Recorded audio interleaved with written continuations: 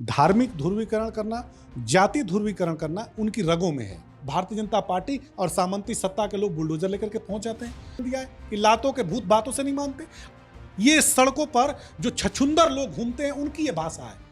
नमस्कार, मैं हूं संजय चौहान और आप देख रहे हैं प्रदेश का सबसे ज्यादा देखे जाने वाला digital platform live news x. और आज के मुख्य अतिथि हैं समाजवादी पार्टी के सीनियर लीडर, वो पूर्वांचल के कद्दावर नेता मनीष सिंह हमारे गेस्ट के तौर पर मौजूद हैं। सबसे पहले लाइव न्यूज एक्स के स्टूडियो पर आपका बहुत स्वागत करता हूं। Thank you.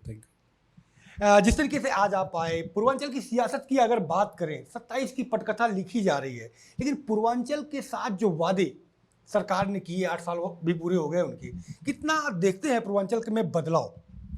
पूर्वांचल के तकरीबन 23 जनपदों में योगी आदित्यनाथ की सरकार ने और प्रधानमंत्री जी ने बहुत बड़े बड़े वादे किए थे। पूर्वांचल को बहुत सारे तोहफे देने की बात कही गई थी, लेकिन पूर्वांचल हमारा आज पूरी तरह से सरकार की नज़रों से ओझल है।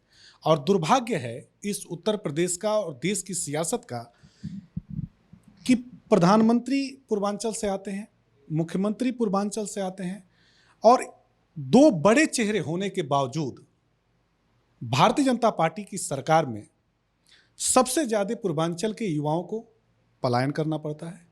उत्तर प्रदेश में पूर्वांचल एक ऐसा हिस्सा है जहां पर पढ़े लिखे नौजवान, योग्य नौजवान, कुशल नौजवान हमारे खाड़ी देशों में जाकर के नौकरियां कर रहे हैं। देश के अन्य राज्यों में, अन्य राज्यों की राजधानियों में जाकर के उनको काम धंधा ढूंढना पड़ रहा है। दुर्भाग्य ये है कि हमारे योग्य और कुशल नौजवानों के सामने रोजगार, काम धंधा का बहुत बड़ा संकट है। आज हमारे पास पूर्वांचल में तकरीबन, मैं जिस जनपद का रहने वाला हूं, देवरिया के पास एक ज़माने में 14 चीनी मिलें हुआ करती थी। भारतीय जनता पार्टी की सरकार आने के बाद से प्रधानमंत्री जी ने, मुख्यमंत्री जी ने लगातार घोषणाएं की कि हम देवरिया को चीनी मिल देंगे, लेकिन कहीं पर चीनी मिल का एक पाया तक नहीं दिखाई दे रहा है। और दुर्भाग्य से झूठ बोलने वाले अगर संत परंपरा के लोग होंगे तो इस देश के लोग किस पर भरोसा करेंगे? योगी आदित्यनाथ जी शुरू से ही सांप्रदायिक राजनीति के लिए जाने जाते हैं। धार्मिक ध्रुवीकरण करना, जाति ध्रुवीकरण करना उनकी रगों में है। हमारे नेता श्री अखिलेश यादव जी को खास तौर पे जो यूथ लोग हैं वो एक अपने भविष्य के रूप में देखते हैं। किसान मजदूर उन पर भरोसा करता है। चूंकि श्री अखिलेश यादव जी ने अपने राजनीतिक जीवन में समता, समानता, शांति और शिक्षा की बात किया है। कभी भी श्री अखिलेश यादव जी जब मुख्यमंत्री थे तो उनकी नीतियों में आप यह नहीं देखेंगे कि उन्होंने कभी किसी जाति को लेकर के कोई कार्य किया हो। हमेशा उन्होंने सर्वधर्म समभाव पैदा करके सभी जातियों को एक साथ एक धागे में बांध करके लेकर के चलने की कोशिश किया। जैसे एक योजना का मैं उदाहरण दूंगा, तब हम लोग की अवस्था कम थी, उम्र कम थी। लैपटॉप योजना थी। तकरीबन उत्तर प्रदेश में 18.5 लाख से ऊपर नौजवानों को उन्होंने लैपटॉप दिया। लैपटॉप की खासियत यह थी कि जब विद्यालय में वितरण होता था तो कभी किसी से कास्ट नहीं पूछा गया कि आप किस जाति से हैं, कभी उनका धर्म नहीं पूछा गया कि आप किस धर्म से हैं। लेकिन मैं यहाँ रोकना चाहूँगा, आप कह रहे हैं कि मंच में कभी धर्म नहीं पूछा गया, लेकिन आरोप घूम घुमा कर आप पर यही आता है कि आप एमवाई का कार्ड खेलते रहे। नहीं, जो लोग समाजवादी विचारधारा के बारे में नहीं जानते हैं, जो लोग हमारे नेता श्री अखिलेश यादव जी के बारे में नहीं जानते हैं, वो ऐसी ओछी टिप्पणी करते हैं, ओछा आरोप लगाते हैं। जैसे उत्तर प्रदेश के मुख्यमंत्री और उनके जो मातहत लोग हैं, जो उनकी कैबिनेट है, हमारे उत्तर प्रदेश में अब एक कहावत बहुत सरेआम होती जा रही है। लोग कह रहे हैं कि योगी आदित्यनाथ जी एक डिक्टेटर लीडर हैं, एक तानाशाह मुख्यमंत्री हैं, और उनके जो कैबिनेट के 2 उप मुख्यमंत्री हैं, श्री ब्रजेश पाठक जी और केशव प्रसाद मौर्य जी, उनको डफर पॉलिटिशियन कहा जा रहा है। निकम्मा और नकारापन उनके नाम के साथ एक तमगा लगता चला जा रहा है। तो जब पूरी कैबिनेट ही डफर पॉलिटिशियन हो तो आप इन लोगों से आप क्या उम्मीद कर सकते हैं? उत्तर प्रदेश के ऊपर आज 9.5 लाख करोड़ रुपए से ऊपर का कर्जा है।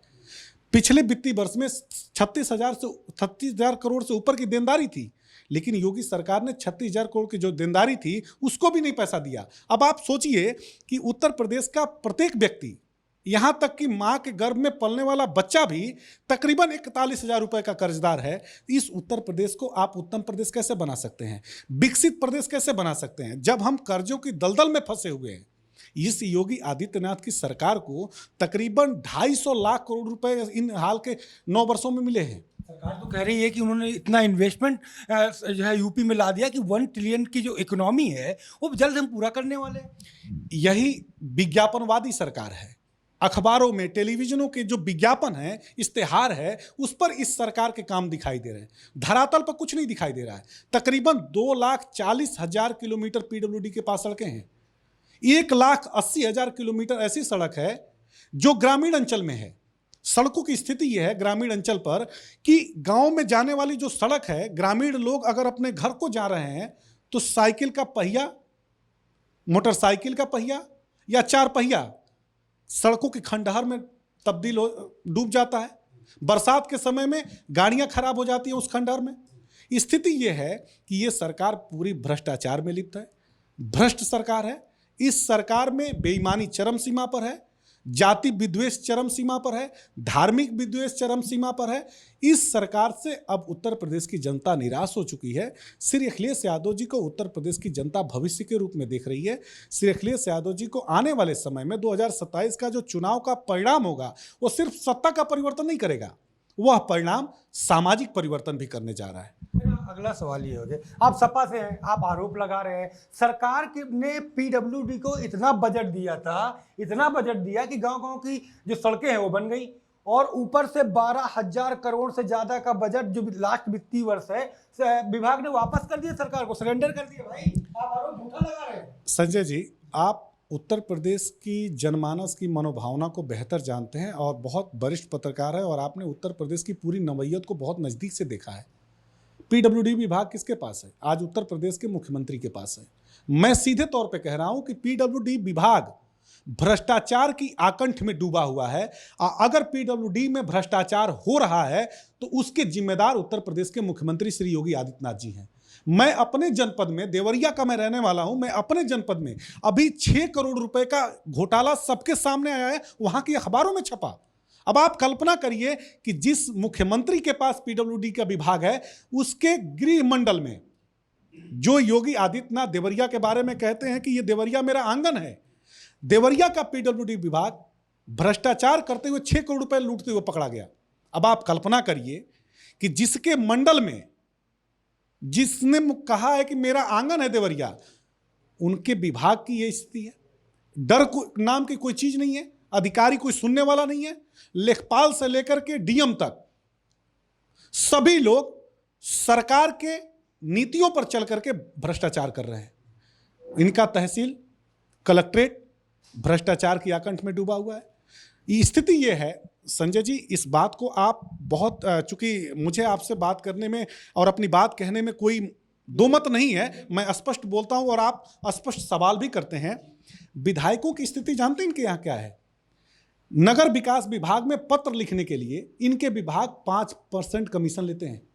अब आप सोचिए, इनके विधायक 5% लेते हैं। मैं आपसे बता रहा हूं, मैं जिस दिन ये पूरी सरकार कहेगी, मैं चूंकि सिर्फ एक राजनीतिक कार्यकर्ता नहीं हूं, मैं श्री अखिलेश यादव जी के राजनीतिक समाजवादी विचार का मैं एक अनुयायी भी हूं। जो बात मैं कहूंगा टंके की चोट पे कहूंगा, इसलिए कि हम लोगों ने सीखा है कि जनता के हकों के लिए लड़ो, जनता की बात करो और समय आने पर जनता के लिए काम करो। यही हमारे नेता श्री अखिलेश यादव जी ने सिखाया है।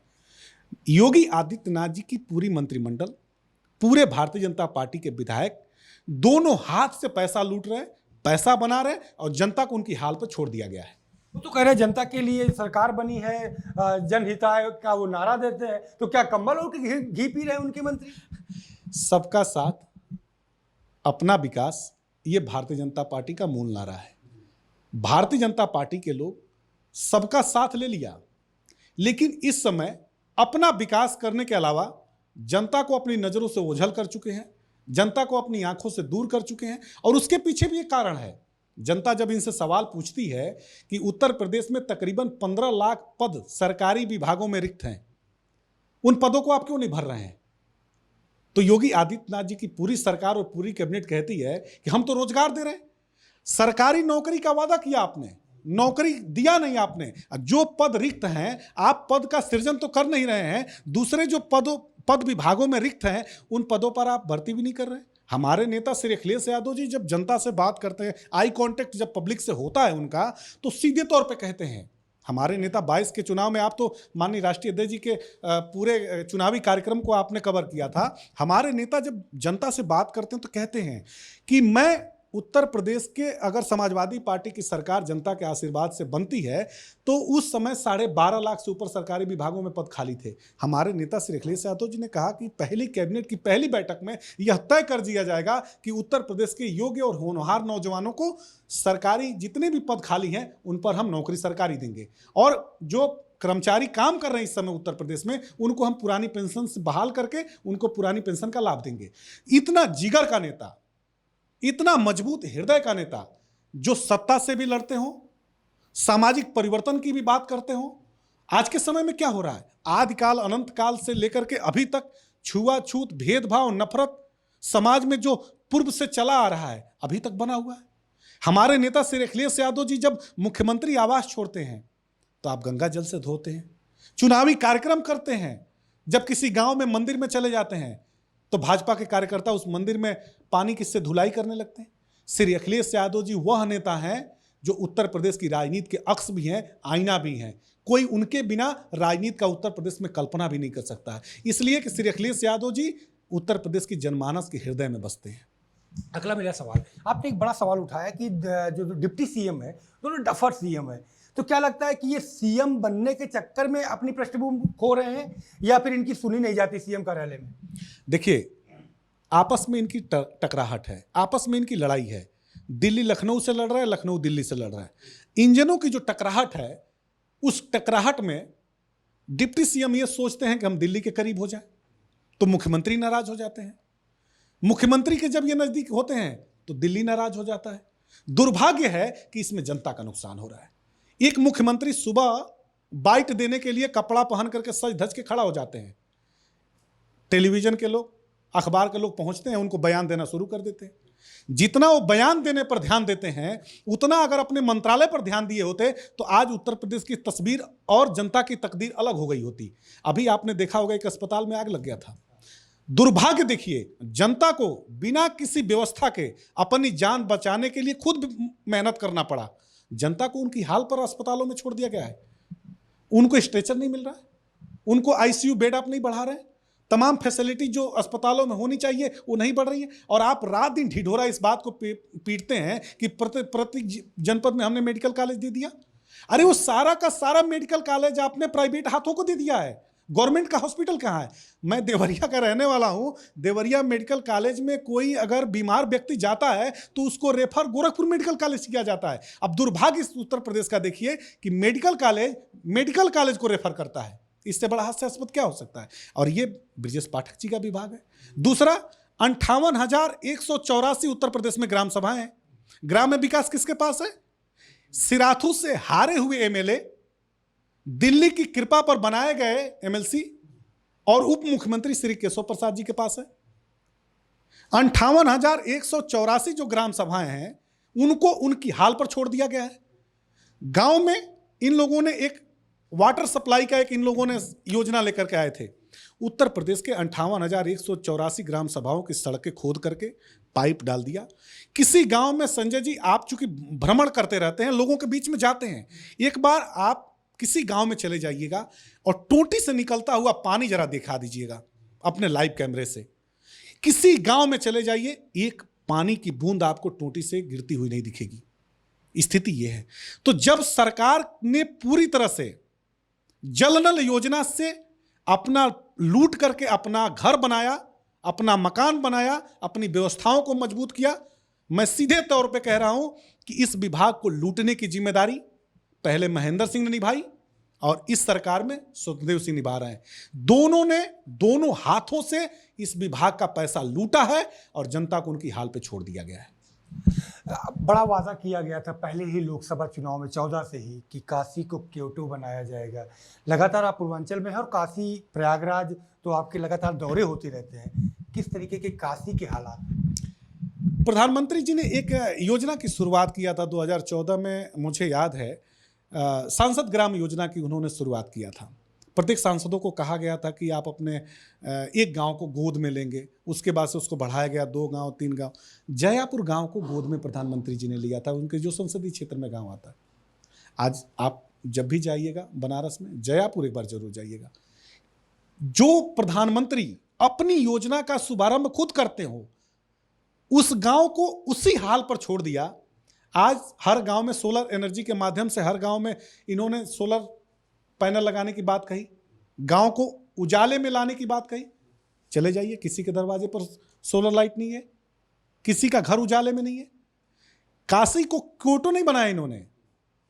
काशी का सिर्फ और सिर्फ राजनीतिक, सामाजिक और आर्थिक दोहन किया है। एक गंभीर बात मैं कह रहा हूं, दोहन किया है।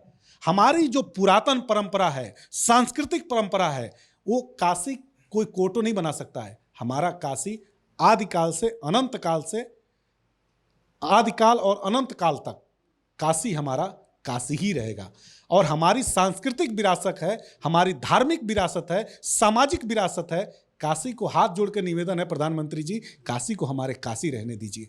इसलिए कि काशी अपनी सभ्यता और अपनी संस्कृति से दुनिया में पहचान बना करके दुनिया को आकर्षित करता है। अगला सवाल मेरा ये, आपके राष्ट्रीय अध्यक्ष पर बड़ा आरोप लगता रहा, उनके पिताजी पर भी आरोप लगता रहा कि जो कुछ यूपी का पैसा है वो सैफई चला जाता है, मैनपुरी चला जाता है, इटावा, कन्नौज, आजमगढ़। क्या गोरखपुर में बदलाव पूर्वांचल में रहने के बाद आप देख पा रहे हैं? मुख्यमंत्री जी का 8 वर्ष हो गया है। देखिए, हमारे राष्ट्रीय अध्यक्ष जी पर, पूज्य नेताजी पर भारतीय जनता पार्टी और अन्य राजनीतिक दल के लोग जो आरोप लगाएं, लेकिन धन है वो सैफई की माटी, जिन्होंने एक सामाजिक परिवर्तन करने वाले परिवर्तक को पैदा किया।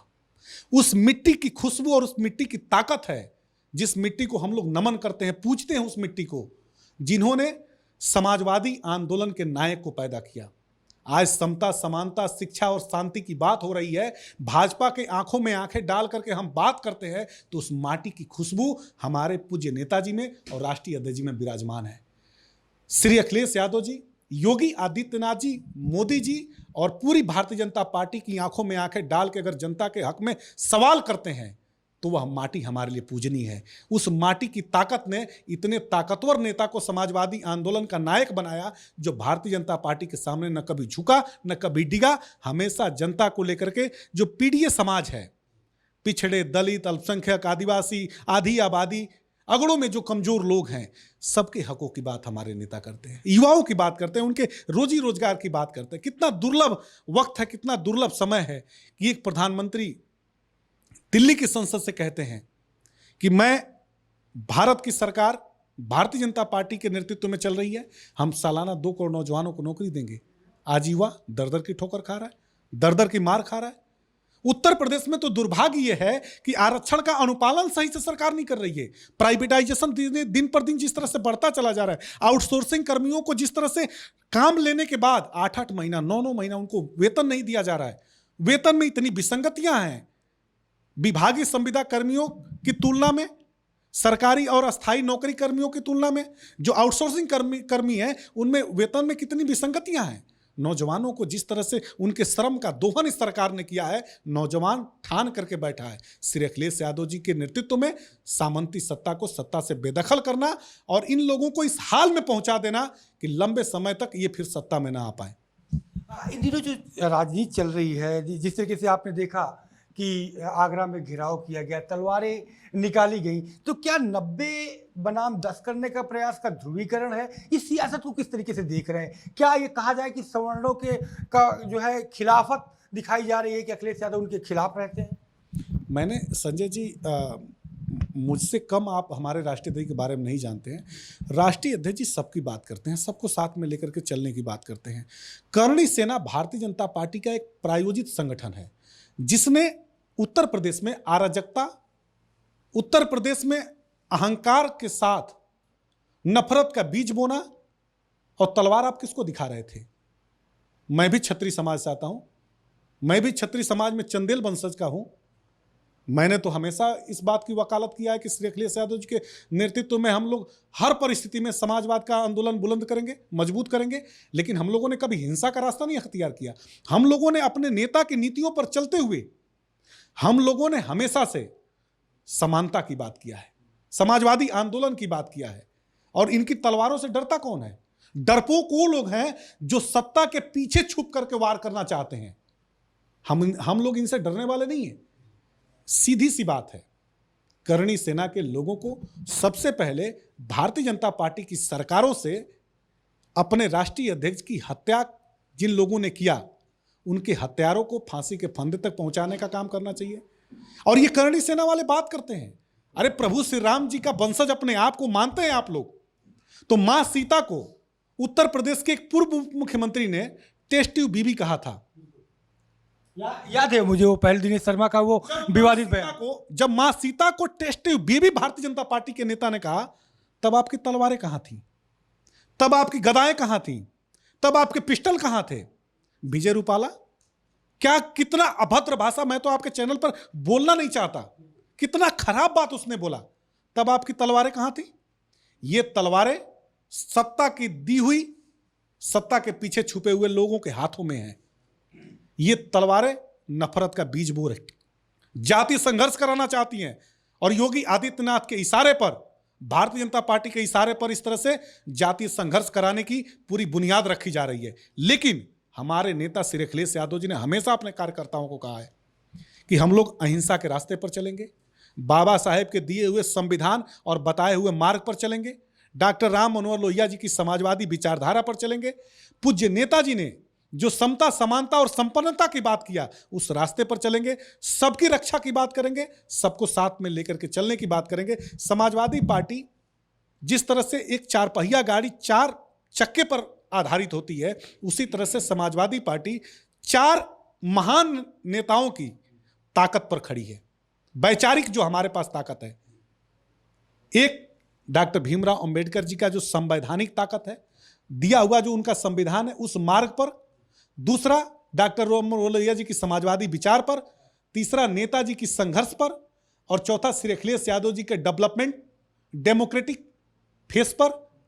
सबसे बड़ी बात है, योगी आदित्यनाथ जी को हमारे राष्ट्रीय से सीखना चाहिए कि विपक्ष में होते हुए भी जन सरोकार के लिए 24/7 हमारे राष्ट्रीय अध्यक्ष उपलब्ध रहते हैं, काम करते हैं, लोगों के दुख सुखों को सुनते हैं। और भारतीय जनता पार्टी वाले हमारे नेता राष्ट्रीय अध्यक्ष से मुकाबला क्यों करना चाहते हैं? भारतीय जनता पार्टी के कार्यालय पर जितने हफ्ते में लोग आते हैं, उतना हमारे राष्ट्रीय अध्यक्ष से मिलने एक दिन में लोग आते हैं।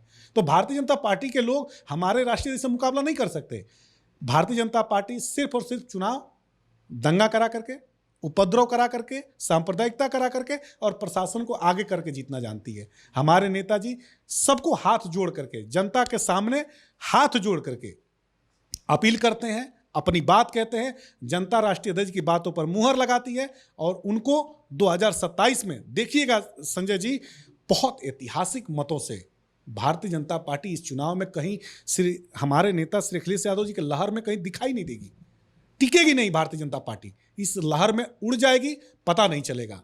हम लोगों ने एक हमेशा नारा लगाया है कि धरती और गगन में अब भी जिसका जलवा कायम है, जिसने कभी न झुकना सीखा उसका नाम मुलायम है।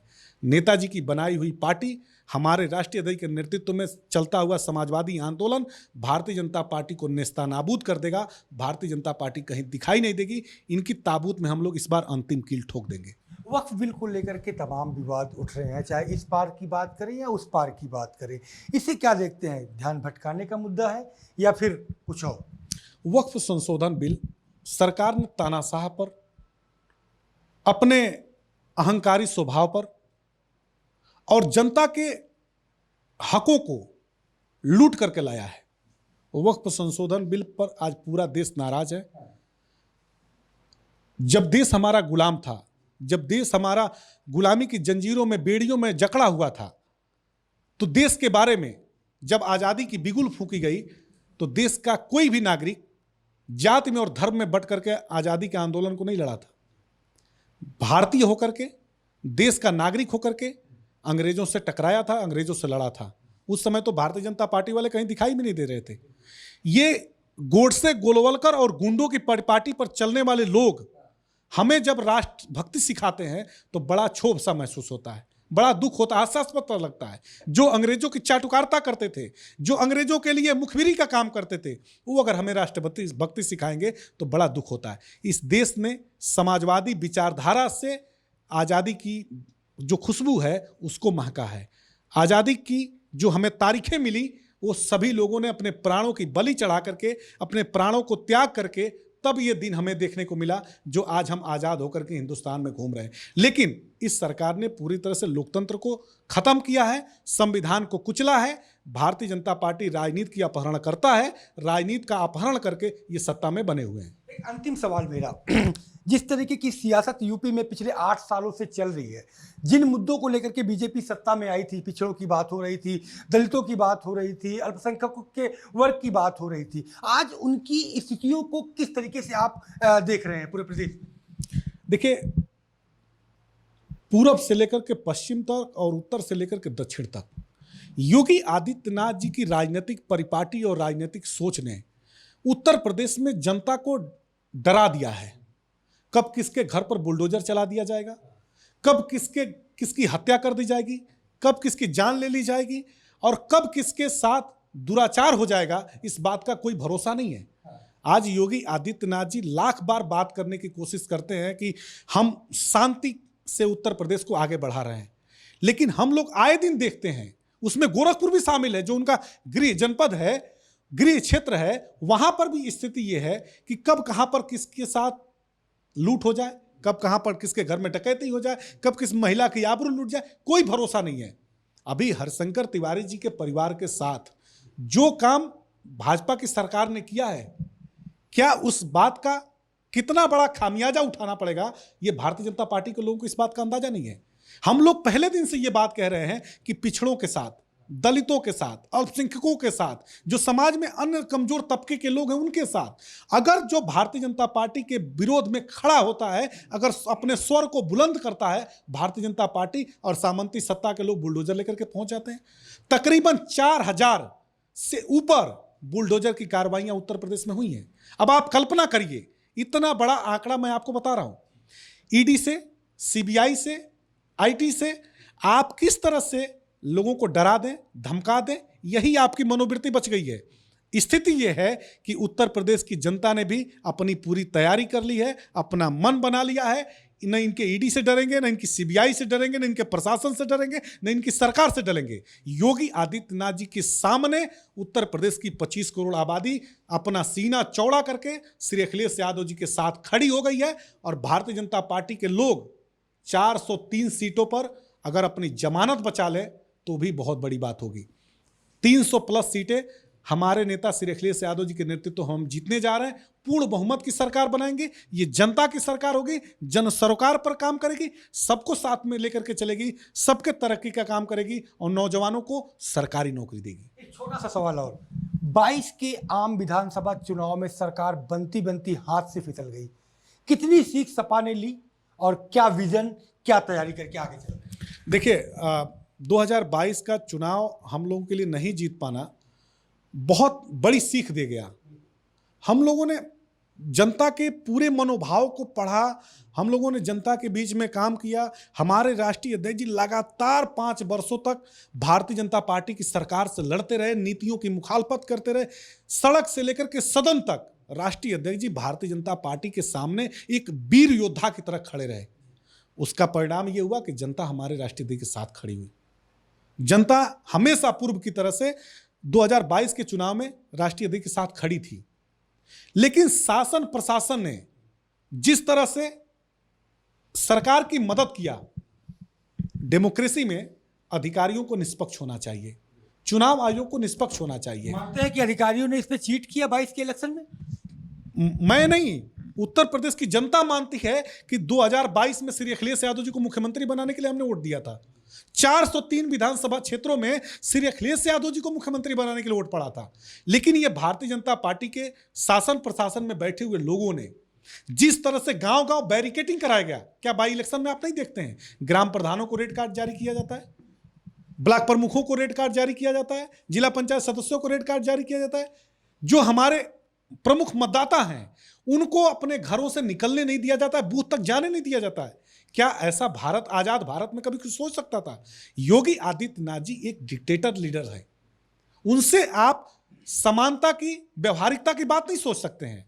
लेकिन हम लोगों ने सीखा है, योगी आदित्यनाथ की कार्यशैली को उत्तर प्रदेश की जनमानस जानती है, इसलिए जनता इस बार पहले से ज्यादा मुस्तैद होकर के योगी आदित्यनाथ की सरकार को हटाने के लिए काम करेगी। संजय जी, एक बात मैं बहुत ईमानदारी से कहना चाहता हूं, योगी आदित्यनाथ जी को अपने राजनीतिक जीवन में कोई ऐसा कृत्य नहीं करना चाहिए कि उनका जो नाम इतिहास में लिखा जाए वो एक डिक्टेटर नेता के लिए में लिखा जाए। अभी तक का जो उनका कृत्य रहा है वो तो उनकी डिक्टेटरशिप को दर्शाता है।